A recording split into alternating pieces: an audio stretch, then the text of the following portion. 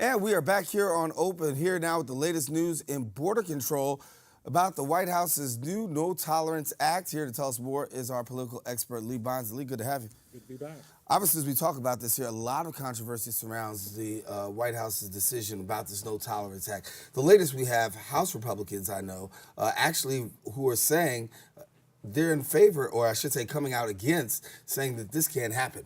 So let's talk about the tenor in Washington, D.C. right now about how people are equally divided about this. Well, it's almost impossible to find a place to start. So why don't we start somewhere and at the beginning? You know, this issue has initially been triggered simply because of the zero tolerance policy that Donald Trump's AG, Jeff Sessions, announced about 2 months ago. Since that time, there's been a severe uptick in the number of people that have been arrested, facing deportation, and as a result of that, their children have been taken away from them. Right now, the country is like in a fervor over this, and probably should be, considering that it is an inhumane process that these people are being subjected to. But the president has, I've been looking at the numbers, and he has 58% of Republicans voters who are sticking with him on this issue. As long as he can hold that number as steady as it is, he's going to stick with this policy. Not only that, to be absolutely honest with you, the reason why we're getting so much noise on this issue is because the president really does need a win. Outside of the tax break that he was able to get through and the Supreme Court Justice Gorsuch that he was able to get appointed to the Supreme Court, he really doesn't have much to talk about. They will try and push this thing about the economy is doing well, but because of the trade war that's going on with China, the EU, and et cetera. So let me go back for a second. Does this resonate in the hearts of Americans as a win? I mean, obviously, you said the president needs a win. Yeah. But will this be a win for him? Well, if he can find a way to stay in office after the November 18 elections, that would be a win. He is feeding his base right now, and his base is giving him the support that he needs. Now, we've had a lot of pushback from Kamala Harris and a lot of other names. The Republicans are also giving him some pushback because they have bills headed to the floor to be voted on by, I believe, tomorrow, as a matter of fact. But the president is unlikely to sign either of those bills. They're pretty much DOA, dead on arrival, simply because of the fact that they got two competing bills right now. One, a very, very conservative bill where they're talking about no amnesty. They're talking about getting rid of, the DACA folks are not going to get much protection. They're talking about putting up the wall, $25 billion for the wall. Then the less than conservative, but the more compromising or moderate proposal that's being put up will be opposed by the Freedom Caucus inside. So it probably won't even get out of the House, let alone get to the Senate. If it gets to the Senate, which is unlikely, it'll die there. So the president doesn't have to, he can literally sit back and say, look, it's their fault. It's Congress's fault, and he can sit back and feed his base all the red meat that they could use. So again, because of the fact that the economy has lost, or the market has lost all of its gains for the year based on these trade issues that are going on right now, he needs a win, and for him, this would be a win for his base. We heard of North Korea and the recent moves North Korea has been making in terms of trying to send back those, and we understand that hearing Kim Jong-un's response about, listen, trying to play nice with America. President Trump has already got enough controversy going on. Let's talk about this for a minute. Where does he stand in the area of foreign policy? Because when we grade the president on foreign policy, a lot of Americans do play it. It plays a part in how they vote. For some, it matters not. But this particular issue is holding fast with some voters. Well, look at it this way. Again, it comes back down to the president needs a win. He did not get one when he went to Singapore to work out this deal with the North Koreans. Kim Jong-un cleaned his clock. He got tangible things from the United States. The United States got nothing but promises that, well, the only one promise that they've made good on is that the North Korean government is going to turn over the remains of U.S. soldiers from the war back in 1953. Now, if you want to say that that's something to look, a big get, if you will, I don't think so. For number one, the war is still technically on between the United States and North Korea.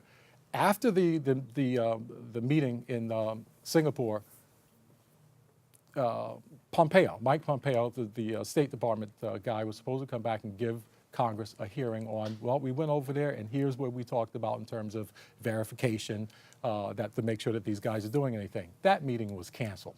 That meeting was canceled. Why? Because Kim Jong-un was in Beijing talking to Xi Jinping, pretty much giving him the lowdown on everything that transpired during the negotiations. And so the big winners out of that event was China, Russia, and the North Koreans. So it kind of left Trump still out there looking for a win. All of the smoke and mirrors, all of the spin that he came back, you can rest assured everything is over. North Korea is no longer a threat to us. That's ridiculous considering the fact that they still have all of the nuclear weapons that they had prior to the meeting, and they have given no indication that they're going to be giving them up. Nothing other than a lot of lip service, and this is the kind of lip service they've been giving for the last 30, 35 years and getting away with it. Talk about the midterm elections coming up around the corner. We talked about voters and what they actually possibly could be thinking. Are you anticipating a stronger midterm turnout this year than possibly years past? You know what? I had my doubts initially, but I think this issue with regards to the border and how it's being handled, the humanitarian situation, that has gotten a lot of people up in arms. A lot of people are emotional. A lot of people will decide to come out and express how they feel about it. Now, will it be enough? Because you got a lot of anger on the red side, if you will. And those people are just as motivated. So it's a matter of turnout and who can get their folks out. The Democrats are still looking for a message. The Democrats are still looking for a messenger. And I've been saying that for weeks. Yeah, and let's go back on that because yeah. we talk about the Democrats needing a message. I think some people have criticized the Democratic Party, and rightfully so. I think somewhat strongly to say, listen, what is the message that is emanating out of the Democratic Party other than being anti-Trump? Have they solidified that message yet? Not yet. And see, they do have the issues. They do have the DACA. They do have the border issue. They have health care, which is yet to be resolved. That is a huge issue. By the time this summer is over with gas prices going up, and they will because of the issue with Iran, as well as a lot of other things, the trade wars and things like that. Any gains that they may have gotten, the small chunk change that they may have gotten from the tax relief, that'll all get eaten up with higher prices because of tariffs, higher prices because of gas, and higher prices because of health care going up. Those rates are going to be going up in October, just before the election. The fact that the Democrats have failed to grab those issues and run with them, that's one of the reasons why. Now, they haven't made up their mind whether they want to go progressive or they want to stick with the corporate Democratic angle. And until they actually get that fixed, that's going to be a sore spot. And it could keep a lot of Democrats home. If they don't feel as though they have something to vote for, but they've only been given something to vote against, a lot of people may sit on their hands and just wait for the 2020 elections. And that's usually what we see when it comes to midterm elections, a low voter turnout, but a lot of political analysts saying there could possibly be a big spike up given the fact of this recent policy taking effect. How much is the immigration policy really sticking fast with people across the United States? I mean, it's a hot button issue right now. Well, yeah, but will it last? I think it will, because see, right now this is not just an American problem. Globally speaking, Europe is facing the same situation. Angela Merkel let in over 1 million refugees, and she's facing a lot of heat from the right side in her coalition government that she was able to put together.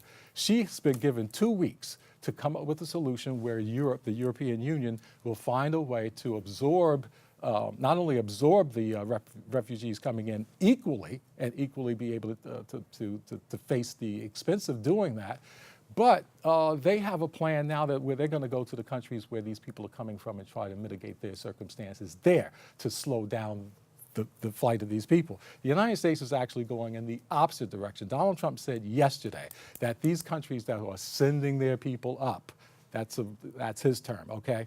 These people who are sending these people up to the United States, is, well, if they keep doing that and sending us the worst of their worst, which they are not, I'm going to cut funding to those countries. That is the worst thing to do, because unless you mitigate the circumstances that are sending these people here in the first place, which is corruption, which is crime and violence, that's what they're running from. So until you can find a way to deal with the problems that they're having in their home states, Guatemala, El Salvador, Honduras. These are the issues. These people are running for their lives, and when they come to the United States, the answer that's being given right now is like, oh, we'll go to a port of entry, your children will not be separated from you. There's issues with that like you wouldn't believe. We're talking about a backlog of over 675,000 cases. The average wait time for somebody to be seen and actually have their case adjudicated could take as long as 2 years. So these people are waiting outside of these port of entries on a daily basis. They're being told to come back day after day after day. They refuse to leave because when they come back, the line is only longer. So these are desperate situations that have to be taken care of comprehensively, and the bills that are going through the House and eventually get through the Senate, if that's even possible, do not address any of these things. It's just a Band-Aid solution to be able to stop the crying, literally. But this is something that will stick around until November, and we'll just have to wait and see. Yeah, a little under a minute left. Let's talk about what can we expect for the rest of this week coming out of Washington. Oh, my. With this president, it's difficult to say, but the latest news is that Michael Cohen looks as though that he may be ready to flip. He's gotten to the point, I believe, that this is because of Paul Manafort is actually behind bars right now. Michael Cohen, the president's personal attorney, is feeling the heat, wondering that, look, I'm not getting any protection. I'm looking for somebody to take care of some of these legal bills. If I don't see anybody coming to my rescue soon, his most recent attorney has said that he may be willing to offer the government some information that might be helpful. Because the legal bills are actually adding up. Absolutely. Some of them are running about $1,000 an hour. I don't care how much dough you have, you're going to feel the pinch very, very quickly. Be mine. That's why we bring you in, baby. Good to be here. All right. Well, stay with us. We'll have more Open coming up right after this.